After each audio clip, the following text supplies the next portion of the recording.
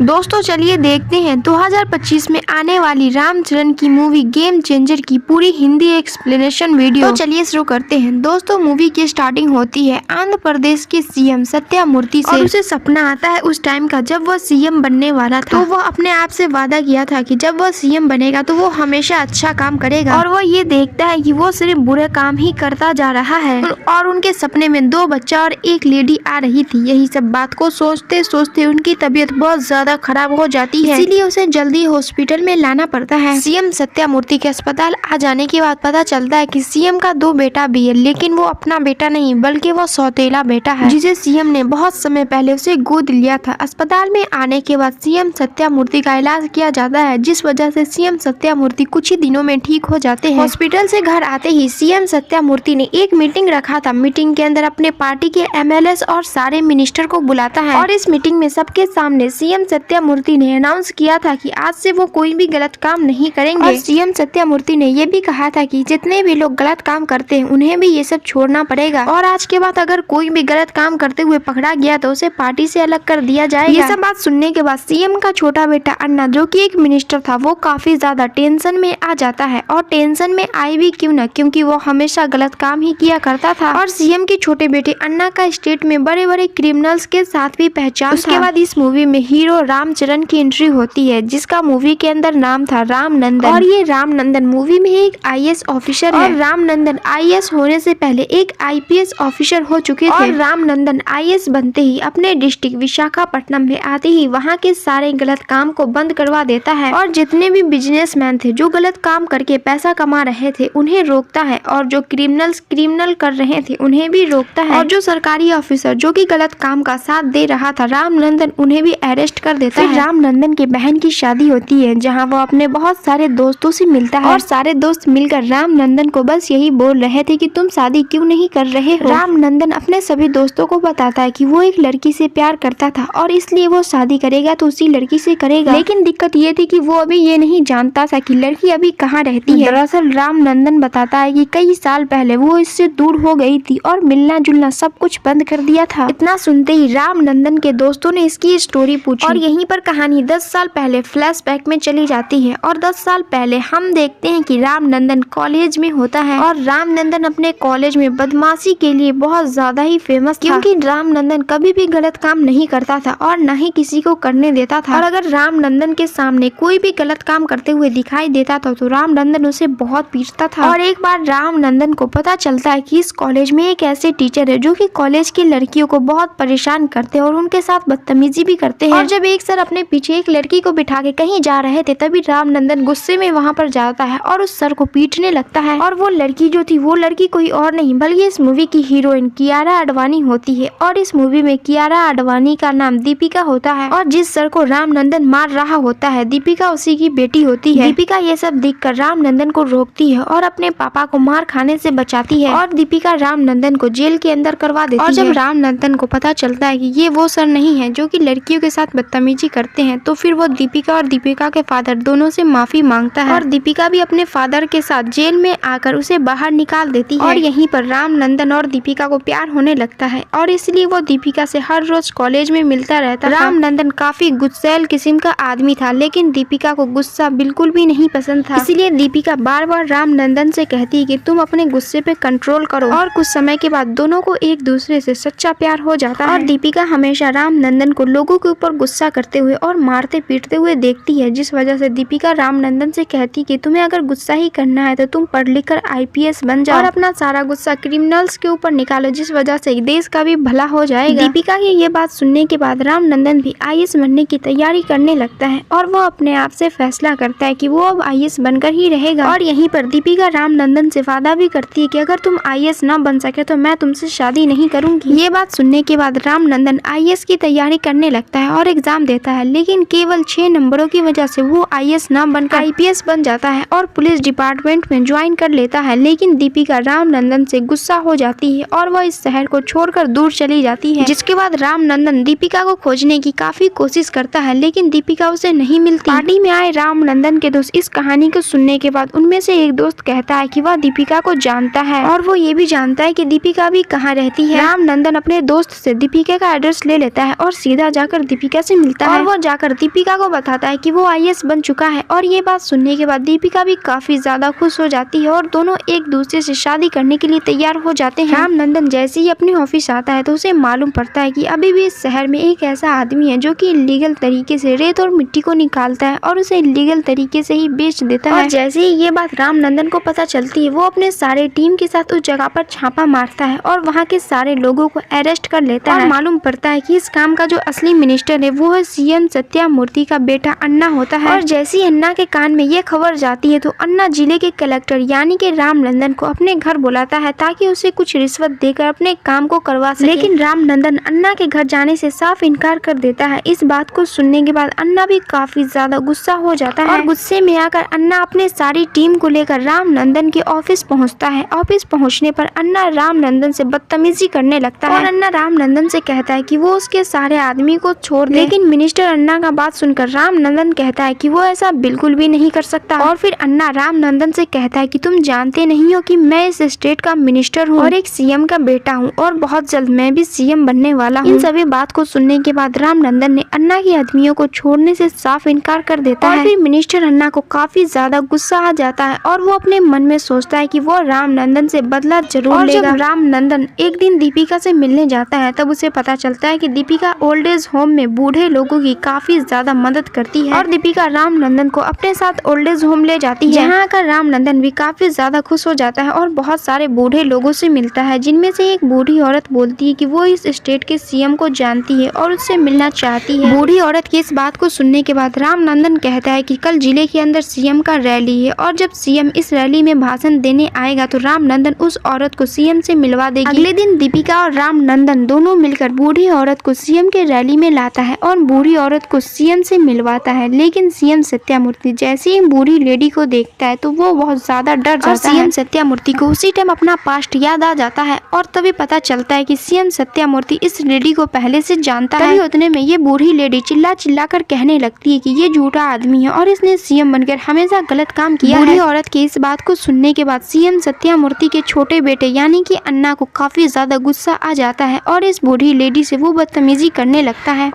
और बूढ़ी लेडी को CM का छोटा बेटा अन्ना धक्का मार देता है। यह सब देखने के बाद रामनंदन को बिल्कुल भी बर्दाश्त नहीं होता और वह जाकर डायरेक्ट अन्ना को थप्पड़ मार देता है और पूरी महफिल में मिनिस्टर के ऊपर हाथ उठाने की वजह से रामनंदन को सारे लोग देखने लगते हैं। अन्ना अपने पिता CM सत्यामूर्ति से बोलता है कि उसने एक मिनिस्टर के ऊपर हाथ उठाया है और इसलिए इस बात पर एक्शन लेना है। इसके बाद CM सत्यामूर्ति रामनंदन को सस्पेंड कर देता है और इसके बाद CM सत्यामूर्ति की भी तबीयत काफी ज्यादा खराब हो जाती है, जिस वजह से उसे हॉस्पिटल में भर्ती करना पड़ता है। और अस्पताल में CM सत्यामूर्ति का छोटा बेटा अन्ना उससे मिलने आता है। लेकिन जैसे ही अन्ना CM सत्यामूर्ति से मिलने आता है वैसे CM सत्यामूर्ति कहता है कि वो असल में अपने छोटे बेटे अन्ना के सारे गलत कामों के बारे में जान चुका है और उसे वार्निंग देने के बाद भी अन्ना ने अपने गलत काम करने से कभी नहीं रुका। इसलिए CM सत्यामूर्ति बोलता है कि वह अस्पताल से बाहर आते ही अन्ना को मिनिस्टर के पद से हटा देगा और उस पार्टी से भी अलग कर देगा। ये बात सुनने के बाद अन्ना को काफी ज्यादा गुस्सा आता है, इसलिए वो गुस्से में आकर अपने पिता को ही जान से मार देता है और अपने पार्टी का मीटिंग रखता है। मीटिंग में सबके सामने कहता है कि मेरे पिता की मौत हो गई है, जिसके बाद मैं नया CM बनने जा रहा हूँ। और जब CM सत्यामूर्ति के मौत की न्यूज आती है तब उसमें पता चलता है कि CM सत्यामूर्ति ने मौत से पहले एक वीडियो रिकॉर्ड की थी और वीडियो में उन्होंने कहा था कि मैं जानता हूँ कि मैं अब ज्यादा दिन जिंदा नहीं रहूंगा, इसलिए मेरे मरने के बाद मेरी जगह पे रामनंदन को CM बनाया जाए। इस वीडियो क्लिप को देखने के बाद सारे लोग हैरान हो गए थे, लेकिन उससे भी ज्यादा हैरान CM का दोनों बेटा हो गया था। और इसके बाद एक पास्ट की स्टोरी आ जाती है और इस स्टोरी के जरिए हमें पता चलता है कि CM सत्यामूर्ति ने रामनंदन को CM क्यों बनाया है। दरअसल ओल्ड एज होम की वो अनजान लेडी जिन्होंने CM सत्यामूर्ति पर इलीगेशन लगाया था, CM सत्यामूर्ति उसे कैसे जानता है और CM का जो दोनों बेटा था वो अपना बेटा नहीं बल्कि सौतेला बेटा है। इन दोनों को CM सत्यामूर्ति ने गोद लिया था। और ये जो स्टोरी दिखाया गया था वो आज से कम 20 से 25 साल पहले की दिखाया गया था और इस स्टोरी से हमें पता चलता है कि वो लेडी जो CM सत्यामूर्ति पर इलीगेशन लगा रही थी वो असल में रामनंदन की असली माँ है। और रामनंदन जब छोटा था तो वो अपने पिता और माता के साथ रहता था और रामनंदन के पिता का नाम अपन्ना था, जो कि काफी ज्यादा ईमानदार था और उनके गांव में जो भी गलत काम करता था अपन्ना उसके खिलाफ था, जिस वजह से अपन्ना को देखकर सारे गांव वाले उन्हें सपोर्ट करने लगते थे और गांव वाले उसे हमेशा कहते थे कि वो एक बार इलेक्शन लड़े ताकि इलेक्शन लड़ने के बाद उसके अंदर पावर आ सके। लेकिन रामनंदन के पिता को बोलने में थोड़ी तकलीफ थी, जिस वजह से वो चुनाव लड़ने के लिए खड़े तो हो गए थे, लेकिन भाषण देने के लिए उसने अपने दोस्त को चुना था और अपन्ना का दोस्त कोई और नहीं बल्कि सीएम सत्यामूर्ति था, जो कि भाषण देने में भी काफी ज्यादा अच्छा था। इसलिए अपन्ना उसे कहता था कि वो भाषण दे और अपने पार्टी को भी काफी ज्यादा सपोर्ट मिलता है। और सभी गाँव वालों को ऐसा लग रहा था कि अपन्ना इस इलेक्शन को बहुत ही आसानी से जीत लेगा, लेकिन इलेक्शन का प्रचार करने के लिए अपन्ना के पास पैसा नहीं था। लेकिन कई सारे बड़े बड़े बिजनेसमैन सीएम सत्यामूर्ति से मिलता है और उसे पैसे की मदद करता है। सीएम सत्यामूर्ति उससे पैसा लेने के लिए तैयार हो जाता है और अपन्ना का एक और जिगरी यार था जिसका नाम था मोपी देवी, और मोपी देवी भी सीएम के साथ मिल जाता है। लेकिन जैसे ही ये बात अपन्ना को पता चलता है कि वो अपने पार्टी के लिए जितने भी सिद्धांत बनाए थे, सीएम सत्यामूर्ति और मोपी देवी इस सिद्धांत से भटक गए हैं। इसीलिए अपन्ना डिसाइड करता है कि वो अपने पार्टी के सारे लोगों को बुलाकर इलेक्शन लड़ने से साफ इनकार कर देगा। लेकिन जैसे ही सीएम सत्यामूर्ति और मोपी देवी को ये बात पता लगता है, वैसे ही ये दोनों मिलकर अपन्ना को जान से मार देते हैं। अपन्ना को मारते हुए अपन्ना की वाइफ देख लेती है और वो अपने बेटे रामनंदन को लेकर वहाँ से दूर भाग जाती है। और सीएम सत्यामूर्ति मोपी देवी को भी जान से मार देता है ताकि वह किसी को भी ये बात ना बता सके और सीएम सत्यामूर्ति पर कोई भी शक न कर सके। और सीएम सत्यामूर्ति का जो दो सौतेला बेटा है वो असल में मोपी देवी का ही बेटा था। और उसी टाइम पे सत्यामूर्ति ने मोपी देवी को मारकर उसके दोनों बेटा को गोद ले लिया था। और ये सारी कहानी रामनंदन को सीएम सत्यामूर्ति के खास दोस्त ने बताई थी, और यह खास दोस्त एक ऐसा दोस्त था जो कि सीएम सत्यामूर्ति के साथ हमेशा से था। जब वह अपन्ना की पार्टी में थे तब वह दोस्त अच्छे थे, लेकिन यह सत्यामूर्ति के कभी खिलाफ नहीं जाता था। लेकिन सीएम सत्यामूर्ति के मरने के बाद रामनंदन को सारी सच्चाई बता देता है। उसके बाद रामनंदन भी समझ जाता है कि वो बूढ़ी लेडी जिसकी वजह से रामनंदन ने अन्ना को थप्पड़ मारा था वो कोई और नहीं बल्कि रामनंदन की अपनी माँ है। और तभी एक पार्टी रखी जाती है जिसमें कहा जाता है कि सीएम सत्यामूर्ति की आखिरी इच्छा के अनुसार रामनंदन को नया सीएम बनाया जाएगा। लेकिन यहाँ सीएम सत्यामूर्ति का छोटा बेटा अन्ना इस बात पर ऑब्जेक्शन उठाता है और वह सभी पार्टी के सामने कहता है कि वह सत्यामूर्ति का कोई असली बेटा नहीं है। ये बात सुनने के बाद रामनंदन अन्ना के सीएम बनने के लिए एग्री हो जाता है और उसे कहता है कि मुझे पॉलिटिकल के अंदर कोई इंटरेस्ट नहीं है, इसीलिए वह यही चाहता है कि अन्ना को नया सीएम बनाया जाए। और फिर यह बोलकर वहाँ से चला जाता है। और ये बात सुनकर अन्ना भी काफी ज्यादा खुश हो जाता है क्योंकि अगला सीएम वही बनने वाला था। लेकिन रामनंदन घर पर आकर काफी ज्यादा दुखी हो जाता है और उसी टाइम पर न्यूज के जरिए हम यह जानते हैं कि आंध्र प्रदेश और बाकी आसपास के स्टेट के लोग को पता लग गया है कि कलेक्टर रामनंदन मिनिस्टर अन्ना को सबके सामने में थप्पड़ मारा है। और सभी लोग को ये पता चलता है कि अन्ना एक क्राइम मिनिस्टर है, जिस वजह से सभी लोग इस बात की वजह से काफी खुश होते हैं और सरकार के ऊपर प्रेशर डालते हैं कि वह रामनंदन को जल्दी वापस सरकार में लाए। और इस बात का सभी लोग मिलकर साथ देने लगते हैं कि रामनंदन को फिर से कलेक्टर बना दिया जाए। और फिर इसके बाद रामनंदन को भी ज्वाइनिंग मिल जाती है, लेकिन इस ज्वाइनिंग में उसे कलेक्टर नहीं बल्कि इलेक्शन कमीशन चीफ बना दिया जाता है। रामनंदन इलेक्शन कमीशन चीफ बनने के बाद अपने सरकारी पावर का यूज करता है और इलेक्शन डी क्लियर कर देता है। और इलेक्शन डी क्लियर होते ही अन्ना के सीएम बनने पर स्ट्राइक लग जाता है और अब अन्ना को सीएम बनने के लिए इलेक्शन जीतना जरूरी हो जाता है। इसके बाद इसी टाइम पे रामनंदन भी अपनी पॉलिटिकल पार्टी बनाता है और उसके पिता की जो स्टोरी थी उसे वो सबके सामने रखता है और स्टेट के सभी लोग रामनंदन को सपोर्ट करने लगते हैं। इसी चीज को देखकर अन्ना इलेक्शन जीतने के लिए अपने गलत काम से कमाए गए पैसे का इस्तेमाल करता है और वो सारे वोट्स को खरीदने की कोशिश करता है। लेकिन रामनंदन अपने पावर का इस्तेमाल करके अन्ना को पकड़वा देता है और इलेक्शन से बाहर हो जाने के बाद अन्ना अपने गुंडों के साथ काफी ज्यादा तोड़फोड़ करता है और रामनंदन के पार्टी को जीतने से रोकता है। लेकिन रामनंदन तब भी उसे संभाल लेता है और उसकी पार्टी से जीत जाता है और रामनंदन जीतकर आंध्र प्रदेश का नया सीएम बन जाता है। तो दोस्तों कैसी लगी आपको ये गेम चेंजर मूवी का हिंदी एक्सप्लेनेशन वीडियो पसंद आई हो तो वीडियो को एक लाइक करके चैनल को सब्सक्राइब जरूर कर लेना। और अगर आप ये वीडियो फेसबुक पर देख रहे हैं तो आईडी को भी फॉलो करना ना भूलें।